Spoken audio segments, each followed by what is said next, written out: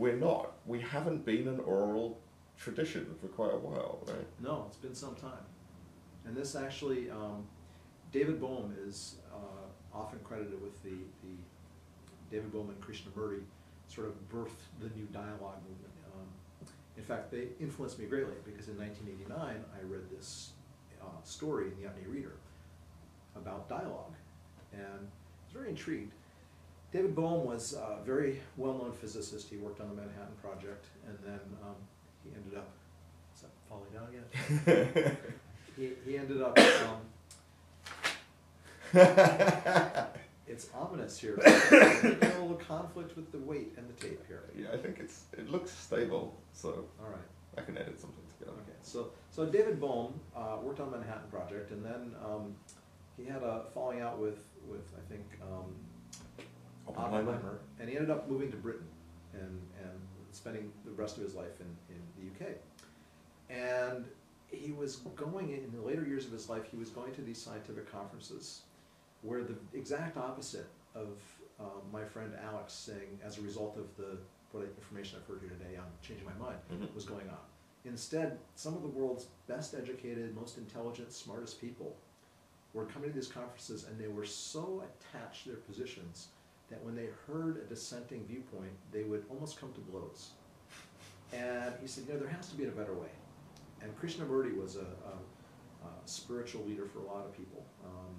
And the two of them, the scientist and the mystic, came together, and they began to explore dialogue and unfolding meaning and how to bring people together. And in his book on dialogue, I think it's in his book on dialogue, Bohm talks about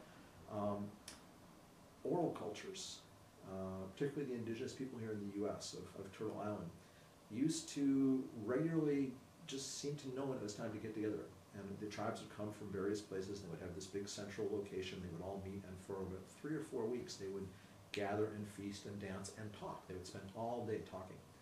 And to the best of my knowledge, from what I've learned of the walking people, which is a little bit of a tradition I've studied, the talk would start with the young people, and then it would move to teenagers, and then to young adults, and then to older adults, to middle-aged adults, to elders. The elders always spoke last. And also, to the best of my knowledge, no one ever sat down and pulled out a strategic planning notebook. And they didn't say, okay, let's actually track all of this stuff. And because they were an oral culture, they had the time and the patience and the listening skills to allow several hundred people to speak and to hold that in their minds. Now, we can't do that anymore in our culture. We don't have the attention span for that, which, interestingly enough, is why I think the World Cafe has appeared.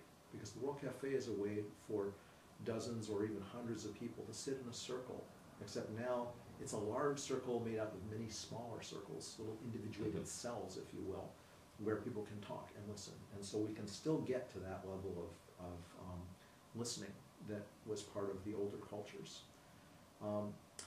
But Bohm was fascinated because at the end of a couple of weeks, they would just know it was time to go, and no one ever said, let's summarize our next steps here. Okay, what's our plan of action? They just talked until they reached a point where balance and harmony was restored, and they would disperse back to their lands until they felt an imbalance and it was time to come back. So it was a very mystical kind of connection between people that came about through talking. And I think that that's part of our collective unconscious. And I think it's actually a part of the collective unconscious that is attempting to wake up.